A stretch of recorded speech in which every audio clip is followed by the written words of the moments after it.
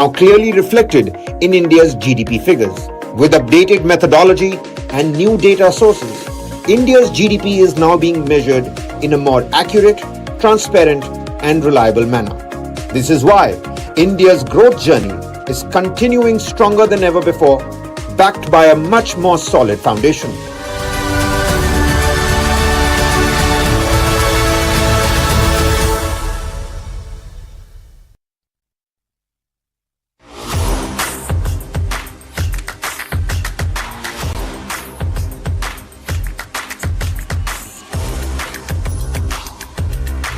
This is India's #1 news network, and you're watching News9, English news as it should be.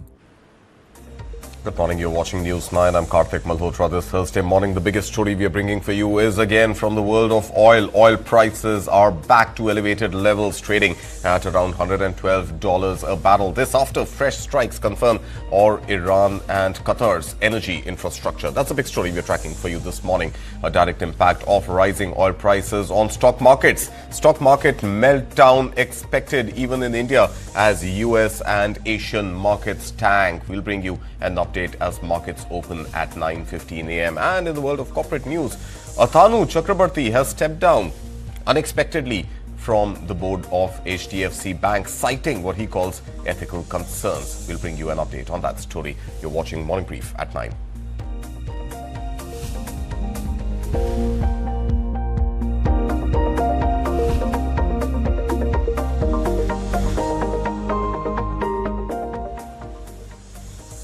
This is Morning Brief at 9 this Thursday morning. A quick look at the headlines. Brent crude jumps to $112 a barrel from just $103 yesterday after Israel targets the world's largest upstream gas field in Iran's south part, sharply escalating the ongoing conflict.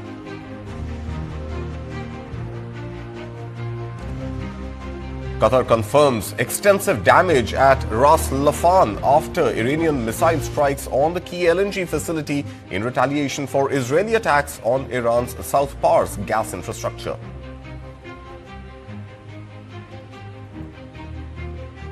But US President Donald Trump says Washington had no prior knowledge of Israel's South Pars strike, but warns Iran against further escalation after the Qatar LNG attack.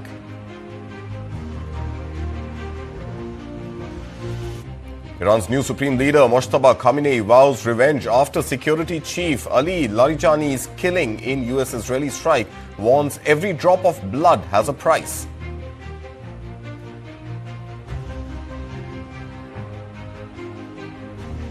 Iran's Foreign Minister Abbas Araqchi says nuclear doctrine unlikely to change, flags uncertainty over new Supreme Leader's stance and calls for new Hormuz Strait protocol.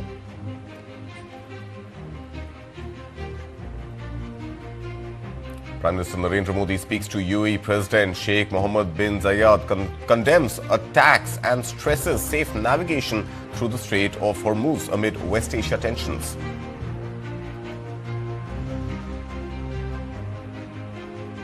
The US Federal Reserve holds rates steady, signals single cut and warns on rising inflation as Jerome Powell flags uncertainty from Iran war and oil price surge. India unveils a major aviation reform requiring airlines to offer at least 60% of seats without premium fees, targeting opaque pricing on seat selection and extra legroom to improve passenger fairness.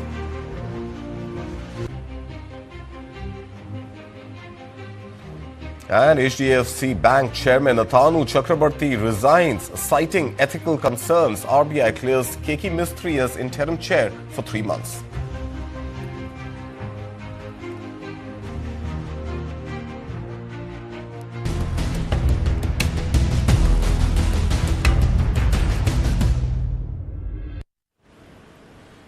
The top story this morning, Brent crude oil surges past $112 per barrel, up sharply from Wednesday's close at under $102 a barrel. This is up more than 60% from the $70 mark just weeks ago. All this amid the escalating conflict. Now, what triggered the spike overnight? Well, Israel has struck Iran's largest upstream gas facility, South Pars, further escalating the ongoing war.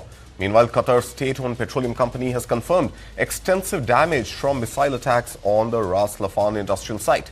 Ras Laffan was among the sites listed by Iran in a warning that it would take decisive action after its South Pars gas field facilities were reportedly hit by Israeli strikes. Now, U.S. President Donald Trump, meanwhile, says the U.S. knew nothing of the Israeli attack on South Pars oil field in Iran, but warns Iran against further retaliation after it attacked Qatar's LNG gas facility at Ras Laffan. The conflict has already disrupted flows through the Strait of Hormuz, which carries around 20% of global oil supply. Tanker movements have almost halted, choking global supply chains. Global markets are expectedly reacting negatively to the escalation and the damage inflicted to energy infrastructure, storage and refining capacity, all leading to tightened supply. Iran has further warned Gulf energy assets could be legitimate targets, raising fears of wider disruption. As Brent crude oil crosses that $110 barrel mark, worries of global inflation and slower growth in Gulf stock markets and consumers. Now, in the U.S., gasoline prices have hit their highest level since September of 2023. Diesel prices are nearing the $5.07 gallon, up from $3.76 per gallon before the war. Now, this is not just a number, it directly affects transportation, logistics and everyday living costs. Asian stocks, meanwhile, are trading lower this morning expectedly. Japan, South Korea and pretty much every other index, including the Hang Seng and the Shanghai Composite Index, are all in the red this morning.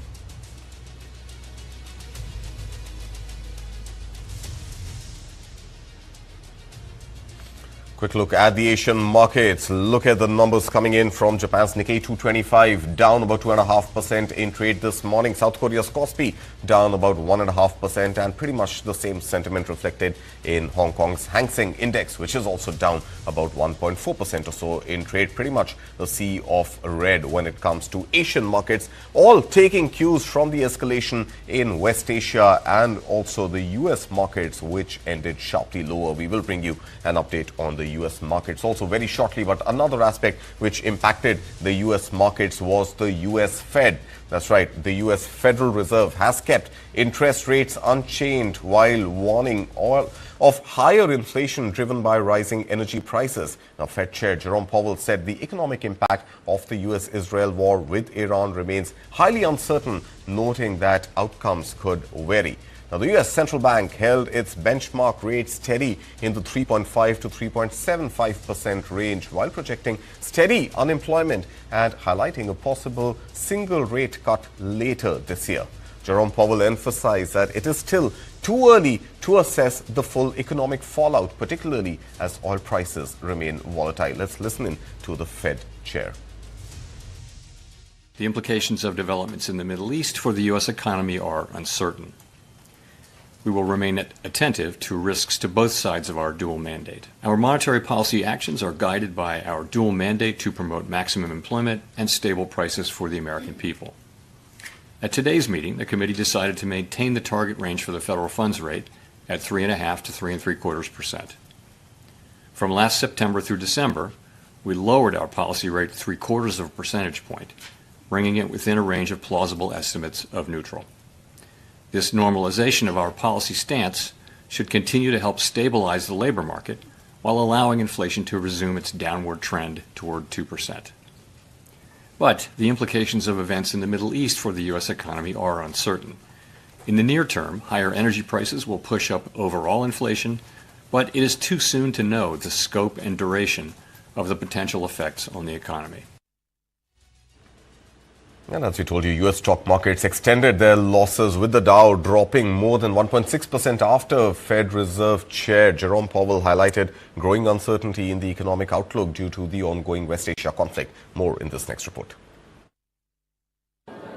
Wall Street ended sharply lower on Wednesday, with the Dow dropping more than 1.6%, the S&P 500 shedding over 1.3%, and the Nasdaq tumbling nearly 1.5%. The U.S. Federal Reserve held interest rates steady and projected only a single rate cut for the year as officials took stock of economic risks from surging oil prices and the U.S. Israeli war with Iran. Meanwhile, Brent crude extended gains and reached nearly $110 a barrel after an Iranian news agency reported that some facilities belonging to Iran's oil industry were attacked. Anna Rathbun is founder and CEO of Grenadilla Advisory. You know, stocks are responding to oil prices. So there's a lot of fear, and equity markets are down, did not really respond to the Fed pause. And a lot of that was priced in, but also at this point, it's not a priority for the equity markets. So we're waiting for the war to continue to unfold. President Trump continues to say that it's near, the end is near, but we don't know what that means. We don't know if that means 1 day, 5 days, several weeks. And I think the markets have learned to sort of ignore that phrase, the end is near, and is taking it 1 day at a time. Declining stocks in the S&P 500 outnumbered rising ones on Wednesday by a more than 5-to-1 ratio. Among the few gainers was Lululemon, which jumped nearly 4% after the yoga wear maker's quarterly results. Founder Chip Wilson, who is in a proxy battle with the company, said lead director David Mussafer's decision to exit the board was, quote, a step in the right direction, and reiterated the need for a substantial board refresh. Shares of Macy's also gained, adding more than 4.5%, after the department store chain said it expected a comparatively smaller impact from tariffs in the second half of the year and beat quarterly profit estimates. And shares of AMD rose about 1.5% after the company inked an agreement with Samsung to expand their strategic partnership on memory chip supplies for AI infrastructure. All right, and from markets, let's take a look back at the Federal Reserve Chair Jerome Powell's statement where he said he will stick around as head of the U.S. Central Bank until his successor is confirmed and will not leave the institution until a criminal investigation into the Fed is resolved. Remember, U.S. President Donald Trump had nominated former Fed Governor Kevin Warsh to succeed Powell, but Warsh has yet to be confirmed into the role by the Senate. Listen in. If my successor is not confirmed by the end of my term as chair, I would serve as chair pro tem until he is confirmed. That is what the law calls for. That's what we've done on several occasions, including involving me, and it's what we're going to do in this situation. And while I'm at it, on the question whether I will leave while the investigation is ongoing, I have no intention of leaving the board until the investigation is well and truly over, with transparency and finality, and I would refer you to the statement that was in the Fed's brief that you all have seen, and I won't have anything more for you on that. On the question of whether I will then continue to serve as a governor after my term ends and after the investigation is over, I have not made that decision yet, and I will make that decision based on what I think is best for the institution and for the people we serve. Figuring you probably were going to set the dominoes off there, Edward. As the conflict in West Asia intensifies, Iran on Wednesday confirmed that Intelligence Minister Ismail Khatib has been assassinated following Israeli claims that he was killed in an overnight strike. Iran's President Masoud Pezeshkian confirmed the assassination of Ismail Khatib, slamming the act as cowardly. Israeli Defense Minister Israel Katz said Khatib was eliminated in an operation authorized by Prime Minister Benjamin Netanyahu, marking one of the most high-profile killings of an Iranian official since the conflict escalated. Now, the development comes after the death of senior figures, including Ali Larijani, who headed Iran's Supreme National Security Apparatus, and Basij commander Gholam Reza Soleimani. Now, Katz stressed that more such strikes could follow, stating that Israeli leadership has authorized the military to target additional Iranian officials without requiring further approvals, indicating a possible intensification of operations.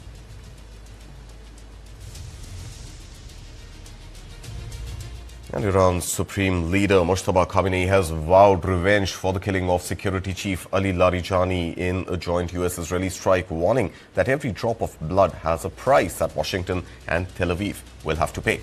In a strongly worded statement, Khamenei said such acts only expose the hostility of enemies and would further strengthen the resolve of the Islamic nation. He described Larijani as a learned, far-sighted and intelligent leader, adding that his assassination highlighted his importance and the deep animosity of Iran's adversaries.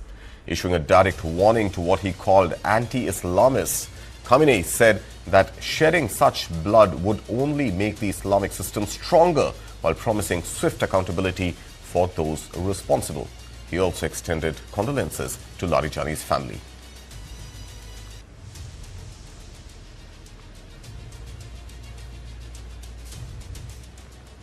And as the conflict in West Asia widens, Israeli warplanes struck central Beirut on Wednesday, destroying apartment buildings in one of the most intense attacks on the Lebanese capital in decades.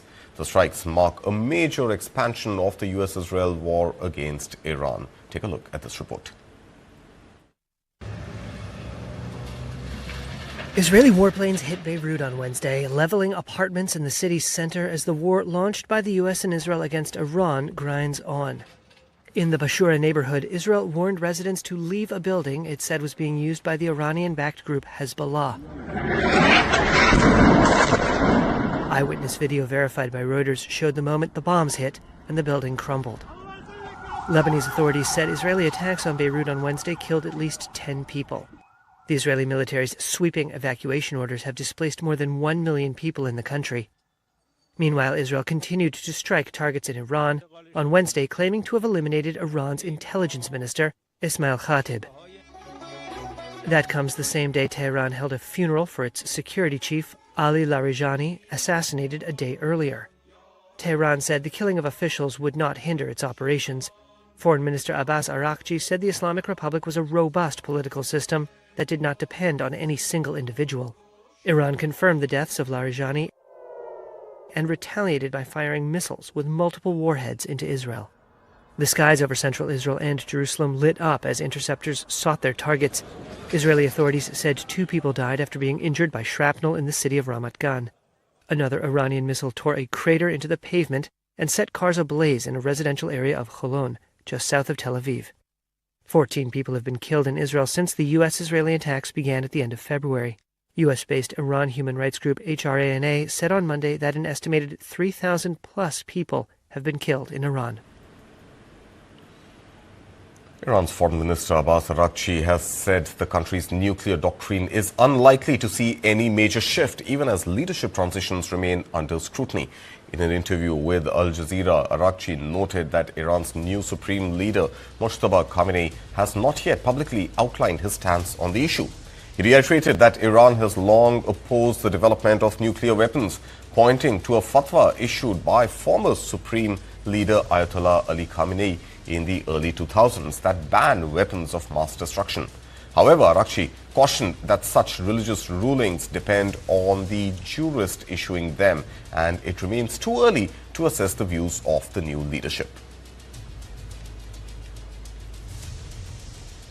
Iran's nuclear doctrine has been a peaceful one, and we have always sought and still seek to exercise our rights to benefit from peaceful nuclear energy. A fatwa, as you know, depends on the person who issues it. I am not yet in a position to judge what the new leader's jurisprudential or political stance on this matter will be. My understanding is that it should not differ greatly from our previous policies, but we must wait until we become aware of his views. Araqchi also said he believed that after the war comes to an end, countries that border the Gulf should draft a new protocol for the Strait of Hormuz to ensure that safe passage through the narrow waterway is carried out under certain conditions aligned with Iranian and regional interests. I believe that after the war, the first step should be drafting a new protocol for the Strait of Hormuz. Naturally, this should be done between the countries that lie on both sides of the strait, as they are the principal parties in this matter, and it should guarantee that safe passage through the strait takes place under specific conditions. From our perspective, this is a waterway located next to Iran. Naturally, we will not allow our enemies to use this waterway. At the same time, a war is taking place around it, and naturally, many ships and countries may not want to use this route due to insecurity. Some countries contact us to discuss safe passage through the Strait of Hormuz, and we try to provide them with the conditions for such passage. Meanwhile, the United States is still urging allies in Europe and West Asia to help secure the Strait of Hormuz. White House Press Secretary Caroline Leavitt said President Donald Trump is pushing for greater allied involvement to reopen the route, while indicating that the U.S. military has contingency plans in place. Listen in. The President is going to continue to talk to our allies both in Europe and also in the Gulf and Arab region. The United States military has a lot of capabilities, as you have seen play out over the last 18 days. They still do have tricks up their sleeve. I won't broadcast them for the media, but rest assured there is a plan. They're working on it.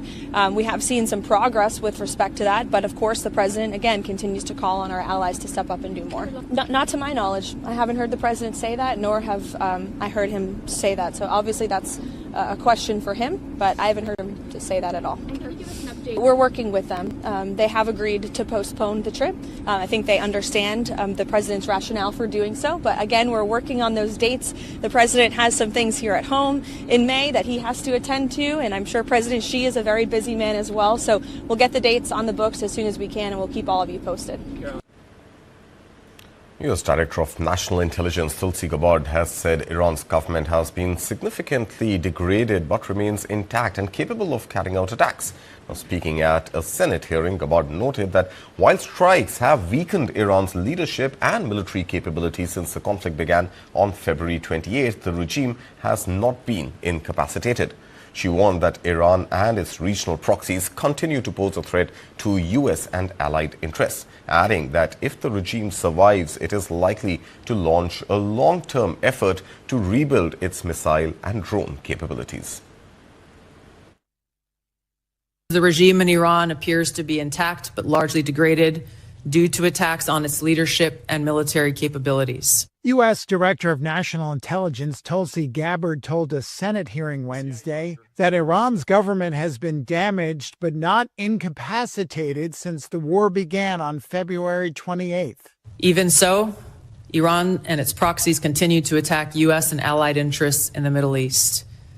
The IC assesses that if a hostile regime survives, it will likely seek to begin a years-long effort to rebuild its military, missiles, and UAV forces. Gabbard's testimony comes just one day after the shock announcement that her top aide, Joe Kent, who headed the National Counterterrorism Center, had resigned over the war in Iran. In a letter posted to social media, Kent said Iran posed no imminent threat to the U.S., and that the war was started, quote, due to pressure from Israel and its powerful lobby. The White House rejected that assertion, saying Kent's letter included false claims. Both Republican and Democrats in Congress have said they want more information about an air campaign that has killed thousands of people in Iran, disrupted the lives of millions, and shaken energy and stock markets. Democrats in particular have complained that the Trump administration has not kept Congress adequately informed about a conflict which has cost U.S. taxpayers billions, and demanded public testimony rather than classified briefings held in the past 2 weeks. The threat assessment Gabbard presented to the committee added to confusion over the state of Iran's nuclear program. Some administration officials said in the run-up to the war that Iran was weeks away from developing a nuclear weapon, one of the reasons given for starting the airstrikes. On Wednesday, Gabbard said Iran's nuclear enrichment program was obliterated in U.S. and Israeli strikes in June, and that Washington had seen no effort since to rebuild its enrichment capability. Also, questions have swirled around what Trump was told before he decided to join with Israel in striking Iran. Sources familiar with U.S. intelligence reports have said Trump was warned, for example, that attacking Iran could trigger retaliation against U.S. Gulf allies, despite his claims on Monday that Tehran's reaction came as a surprise. Trump was also briefed ahead of the operation that Tehran would likely seek to close the Strait of Hormuz, according to two other sources familiar with the matter. And as European Union leaders are set to meet in Brussels on March 19th and 20th, they will be forced to focus on immediate geopolitical crisis and find a coherent position as the conflict in West Asia and its consequences dominate the bloc's agenda. The chief executive of Brussels European Policy Centre EPC, Fabian Zulig, said the leaders will speak to find a position where the majority of the countries are working in one direction in what he calls a volatile and fast-changing international environment shaped by U.S. President Donald Trump. Listen in. European leaders, rather than discussing the long-term structural policies, will be forced to really talk about what is happening at this moment and at least try to find a coherent position, or at least a position where the majority of the countries are working together in one direction. And we've seen that in the decision which is already crystallizing out that Europe is not going to get involved in supporting Trump in this war. And on to India now. Prime Minister Narendra Modi spoke with UAE President Sheikh Mohammed bin Zayed Al Nahyan to discuss the evolving situation and regional stability. During the call, both leaders strongly emphasized the need to ensure safe and free navigation through the narrow Strait of Hormuz. Prime Minister Modi also conveyed India's firm condemnation of attacks on the UAE that have resulted in civilian casualties and damage to infrastructure. The two leaders agreed to work closely to support efforts aimed at restoring peace, security and stability in the region.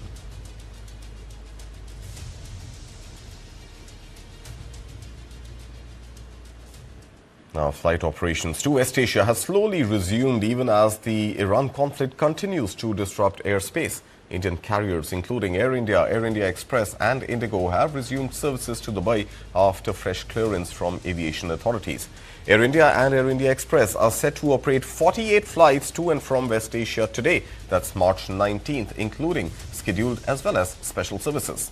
Meanwhile, Indigo said in a statement that operations to Dubai have restarted from March 18th after approval from the Dubai Civil Aviation Authority. Meanwhile, Akasa Air is gradually restoring services to and from select routes, including services to Riyadh, while flights to cities like Abu Dhabi, Doha and Kuwait remain suspended for now. Air travel across the region continues to be calibrated due to airspace restrictions linked to the ongoing war involving U.S., Israel and Iran. Now, since the joint U.S.-Israel war on Iran began on the 28th of February, around 2.6 lakh people have returned to India from West Asia.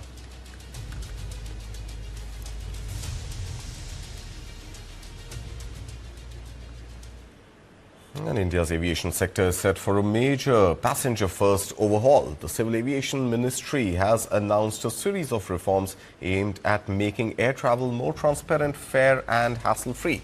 Now, the heart of the changes is a new rule requiring airlines to offer at least 60% of seats free of premium charge, targeting arbitrary seat selection and extra legroom pricing. Passengers traveling under the same booking, such as families, must now be seated together wherever possible.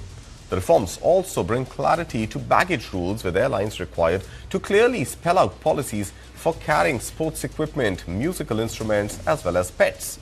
In addition, the aviation regulator DGCA has tightened enforcement of passenger rights in cases of delays, cancellations as well as denied boarding. Airlines must now prominently display these rights across platforms and communicate them in regional languages to improve accessibility.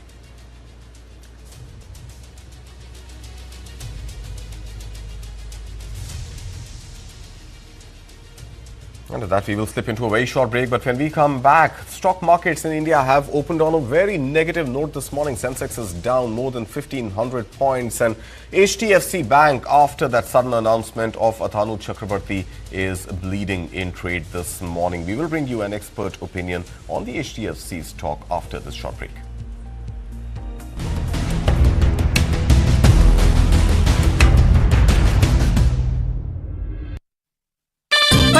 खेलता है झूलता उछलता है दौड़ता कभी कभी दौड़ कराता है आगे आगे बढ़ता है इंडिया अमूल दूध पीता है India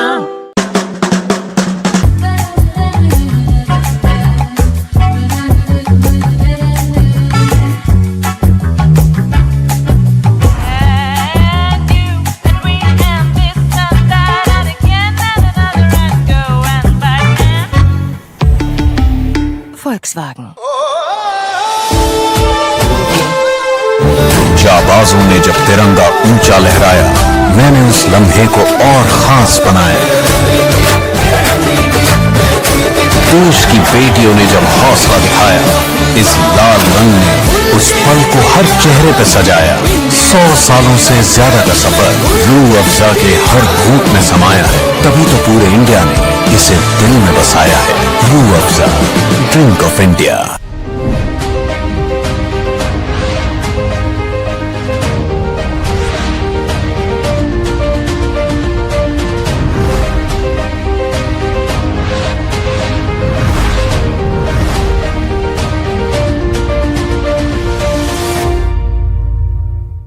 Co-powered by Tata Motors Commercial Vehicles, Better Always. Sustainability partner Jackson, powering a sustainable future. GCC partner, enabling you to shape a better tomorrow. Education partner, KL Deemed to be University. State partner, Simply Heaven, Dev Bhumi, Land of the Gods, Uttarakhand Government. Associate sponsor, Kotak Mahindra Bank, GOBP, fueled with active technology. Bhim, Bharat का अपना payments app. Gold partner Panasonic AC, India का नया captain cool. Special partner MJ Vencer, India's number 1 EV. Quick heal, digital Bharat का भरोसा, fraud से सुरक्षा.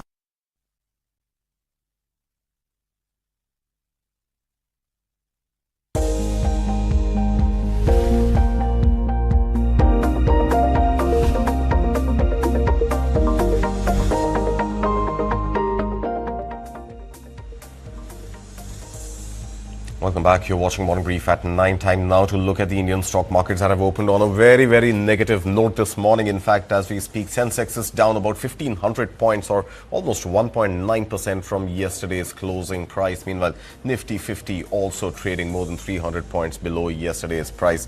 Look at the heat map on your screens. It's pretty much a sea of red this morning, and the biggest losses really coming from HDFC Bank, and we will tell you the HDFC story as well, as HDFC Bank's chairman Athanu Chakrabarti has suddenly stepped down, citing ethical issues. So that's the story coming in from HDFC Bank this morning. That stock is down about 4% or so in trade. Remember, the stock opened almost 5% down, has pared some losses since. We will soon bring you a perspective on what's really going on HDFC Bank. Meanwhile, all other indices as well as sectors also in the red this morning. Look at Reliance Industries. Reliance is down about 0.5 percentage point.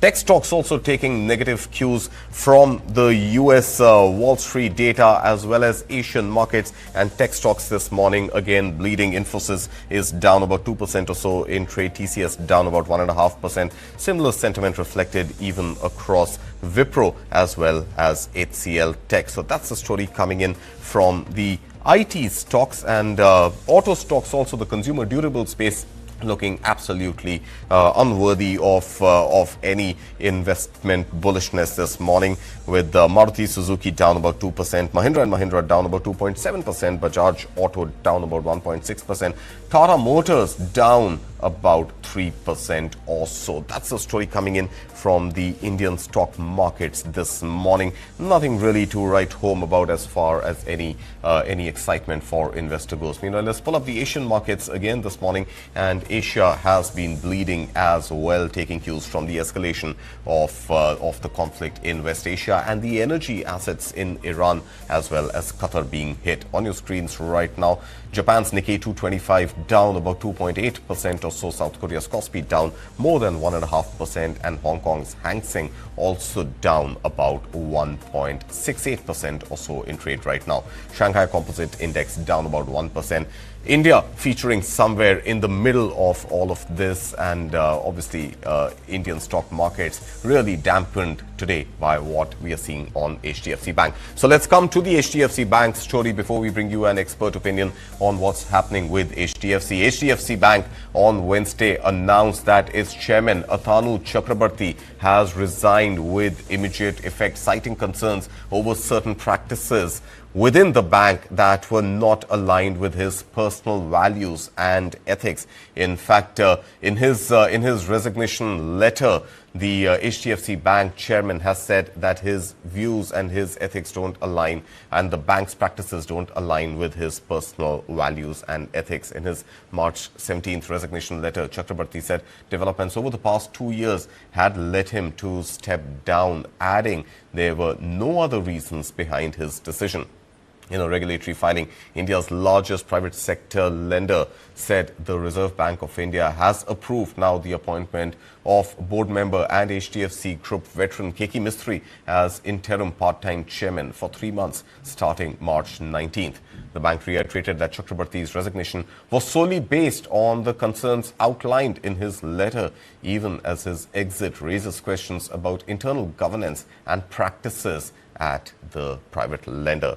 Sriram Subramaniam, founder and MD of InGovern Research Services, joins me for his views on this developing story this morning. Mr. Subramaniam, thank you so much for your time, sir. Just help us put this entire story into context. A sudden letter of resignation citing ethical concerns and non-alignment with practices in the bank. It seems like a serious enough charge as what's going on at HDFC Bank, and that is something being reflected in the stocks of HDFC Bank also this morning, which are down about 4.25%. What exactly, in your opinion, is happening at the bank, sir? Good morning. I would think that this comes as a surprise, but the fact that the chairman has talked about 2 years of issues. So there have been a couple of whistleblower complaints received by HDFC Bank. So it's not clear whether the management is addressing those issues upfront, tackling them proactively. So from that perspective, it's not clear whether the processes, the systems, and the people, the bank still needs. Okay, we will try and bring back Sriram Subramaniam on this story. Meanwhile, HDFC Bank has announced that its chairman Atanu Chakrabarti has resigned, citing concerns over certain practices within the bank. Mr. Subramaniam, if there are certain practices going on in the bank, and if Mr. Chakrabarti has been heading the bank as chairman for the last 2 years, why was something not done about fixing those practices, and what would it take for the chairman of the bank to put in his papers? All right, we seem to be facing a connection issue there with Sriram Subramaniam. We will bring him back onto this story as soon as we can. Meanwhile, HDFC Bank stocks are trading lower this morning at down about 4% or so in trade. And just to reiterate the story, and this is a developing story which pretty much came to surface overnight, where HDFC Bank has announced that its chairman Atanu Chakrabarti has resigned with immediate effect. Remember, he has cited concerns over certain practices within the bank that were not aligned with his personal views and ethics. Mr. Subramaniam, if Mr. Atanu Chakrabarti was pretty much the head of the bank, serving as the chairman, and had seen certain issues in non-alignment with his own personal ethics over the last 2 years, why did he not fix them, sir? So he's not the head in that sense, the executive role. So that's a clarity.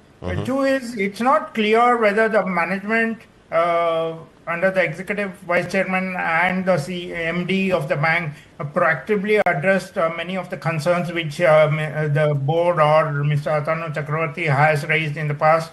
Two is, there have been a couple of whistleblower letters in the recent past, which I think HDFC Bank may not have proactively addressed. Three is, it's not clear whether Mr. Atanu Chakrabarti sought information from the management team, and the management team will be coming or providing this information.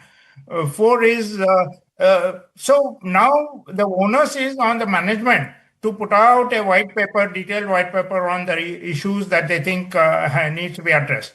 In fact, just now there was a investor call by HDFC management. I thought they were a bit cocky. I thought they said that they do not know the specific reasons. None of the board members know the specific reasons why Mr. Atanu Chakrabarti has put in his papers. So it is the onus on them to reach out to Mr. Atanu Chakrabarti, talk to him, and specifically hear his concerns. Even now, after he has tendered his resignation, If anything, HDFC Bank needs to constitute a committee of independent directors and address this head on, not be cocky about it, not say that all is well with the bank, etc. The other stakeholder, Mr. RBI, the Reserve Bank of India, needs to also step in because HDFC Bank is a systematically important bank. RBI needs to comment or investigate the matters at HDFC Bank. They also cannot be seen to be silent because there is a lot of investor funds, there is a lot of other stakeholders like depositors which are likely to be impacted. The governance premium the banks attracts could erode quite quickly because this is where the bank needs to step in, the management has to step in rather than just think that this is just an individual issue. All right. So how much of the buck stops at the management of HDFC Bank and how much stops at the regulator, the Reserve Bank of India? Should the bank take suo motu responsibility, initiate its own investigation like you're suggesting, or given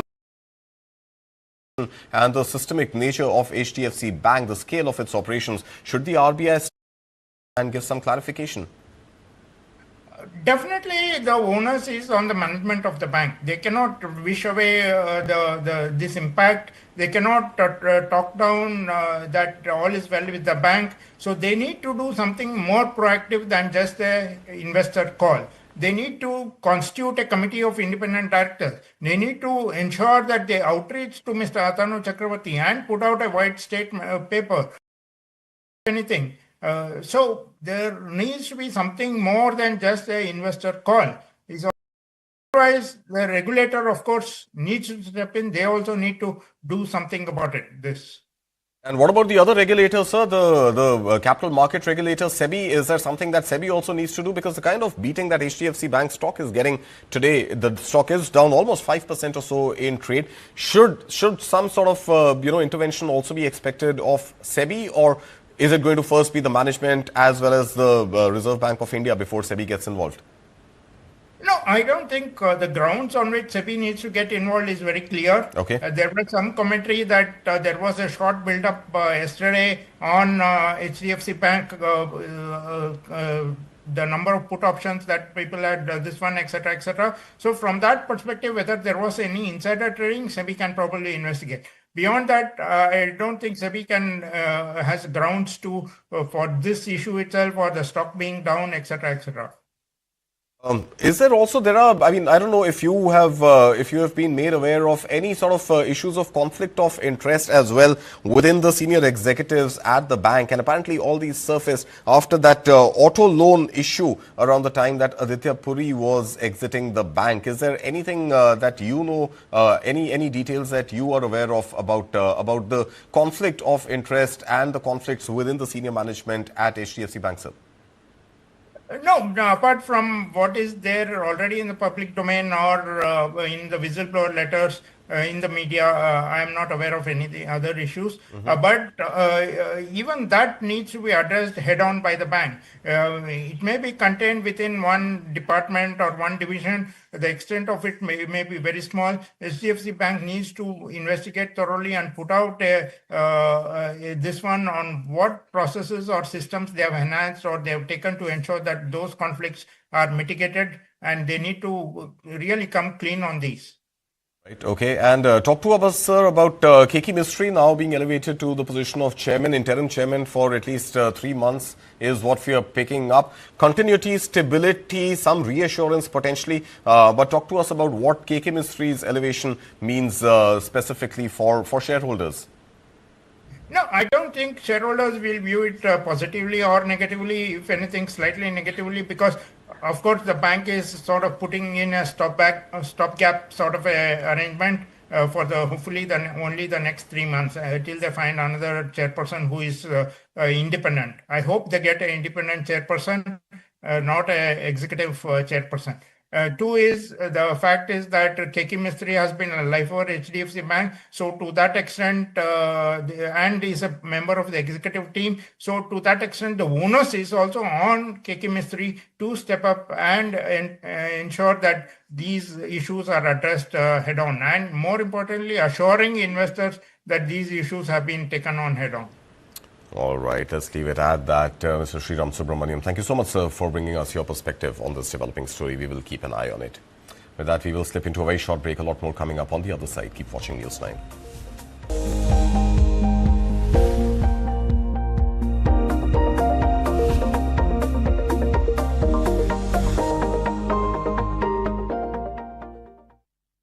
पढ़ता है खेलता है झूलता उछलता है दौड़ता कभी कभी दौड़ कराता है आगे आगे बढ़ता है इंडिया अमूल दूध पीता है India Someone to bring your vision into reality. When human vision meets artificial intelligence, storytelling enters new territory. Two distinct categories: brand films, short films, evaluated by the best of the best. Seen by those who shape the industry. Rewarded with a 10 lakh rupee prize pool. Celebrated at What India Thinks Today, Delhi. AI Squared Awards, where artificial intelligence meets artistic imagination.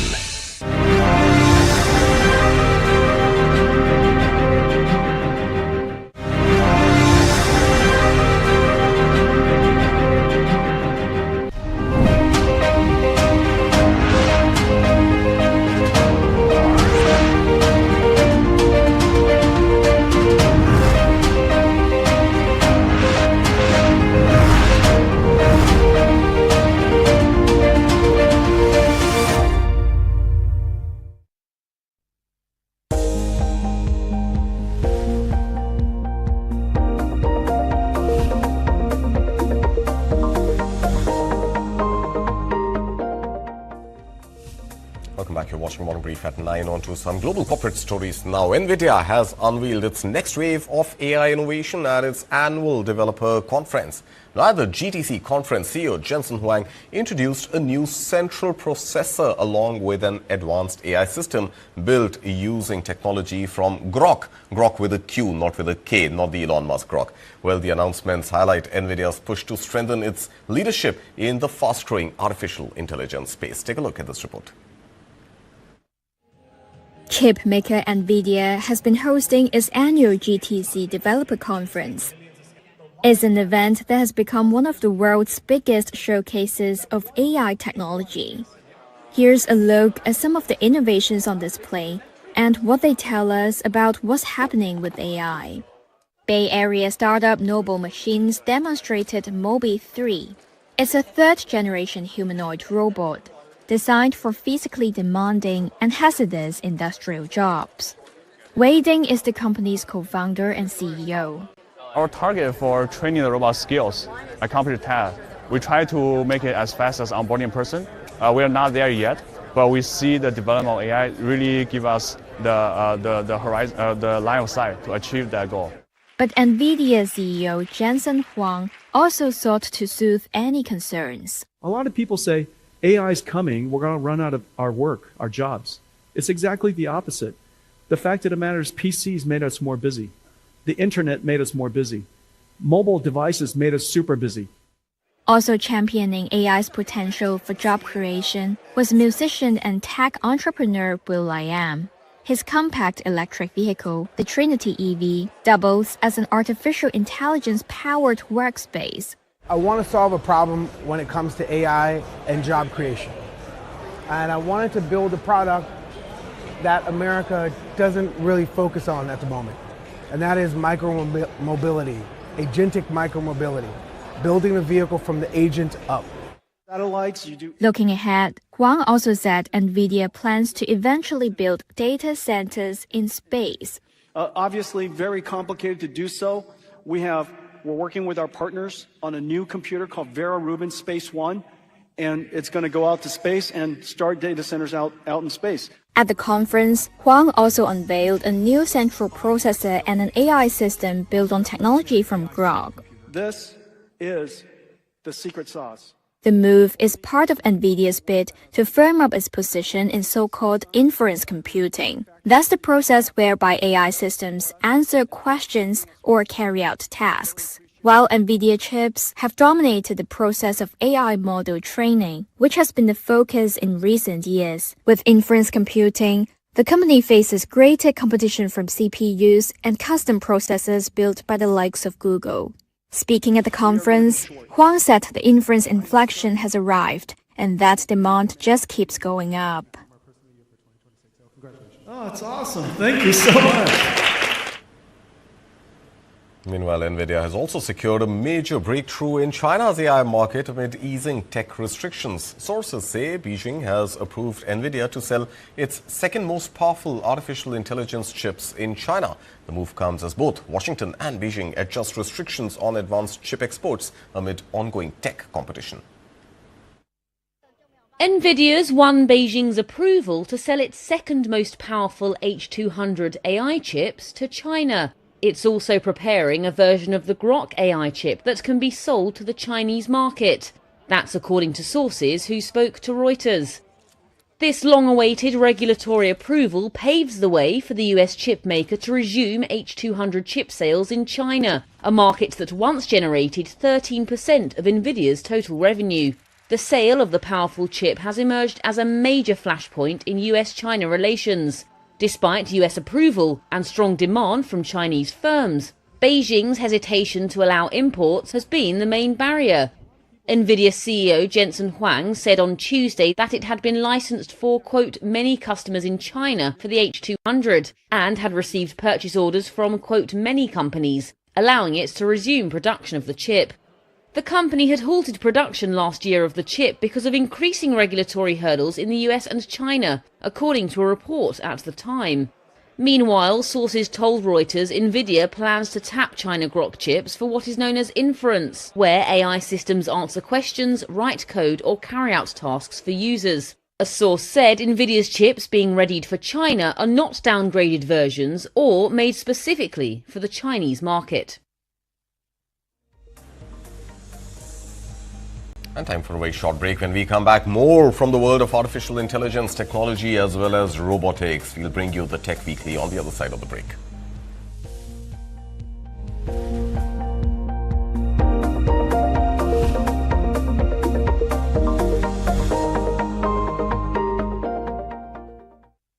पढ़ता है खेलता है झूलता उछलता है दौड़ता कभी कभी दौड़ कराता है आगे आगे बढ़ता है इंडिया अमूल दूध पीता है India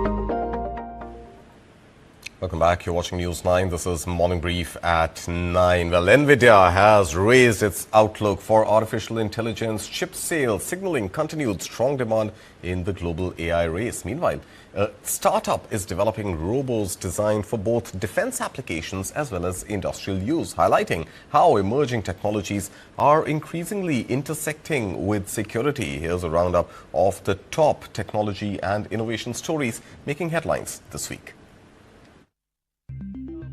From NVIDIA's eye-watering outlook to military-ready humanoid robots, this is Tech Weekly.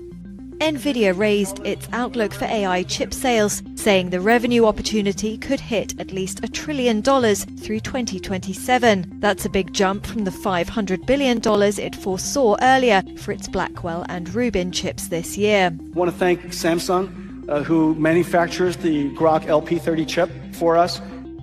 At the GTC Developer Conference in California, CEO Jensen Huang unveiled a new CPU and AI system built on Grok. Speaking to a huge crowd, Huang said AI was entering a new phase. Finally, AI is able to do productive work, and therefore the inflection point of inference has arrived. AI now has to think. In order to think, it has to inference. AI now has to do. in order to do, it has to inference. Staying with NVIDIA, Huang also lauded the viral OpenClaw AI agent in sweeping terms.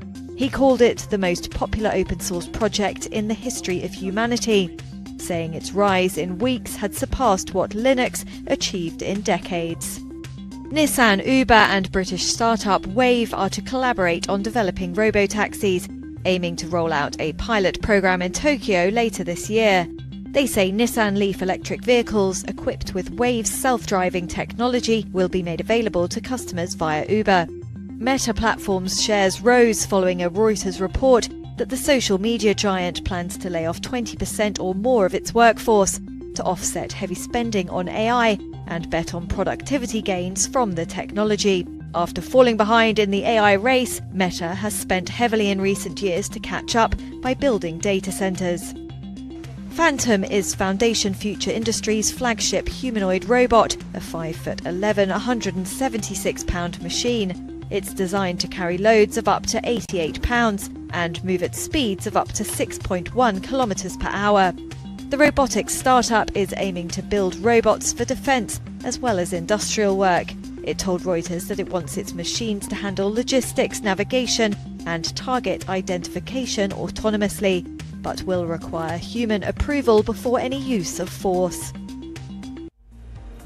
And that's all we have for you on this edition of Morning Brief at 9. Thank you so much for watching. But do remember, news continues right here on News 9 after this short break. Stay tuned.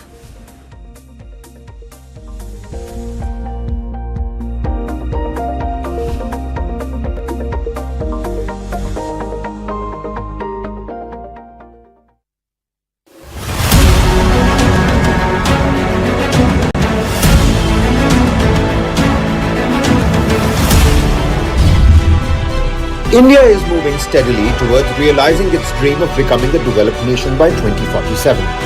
But what exactly measures the country's progress? How is this rapid economic growth assessed? The answer